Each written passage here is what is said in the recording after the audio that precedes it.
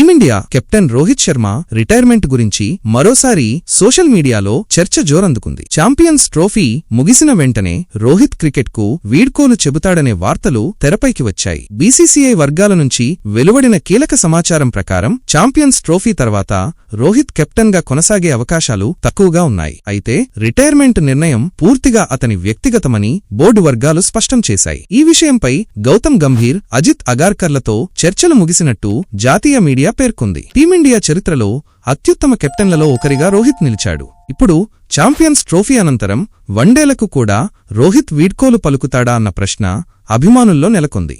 ఇటీవల సెమీఫైనల్లో ఓటమి తర్వాత Australia captain Steve Smith, Bangladesh cricketer Mushfiqur Rahim retirement ప్రకటించగా ఇంగ్లాండ్ కెప్టెన్ జాస్ బట్లర్ తన పదవిని వదిలేశాడు.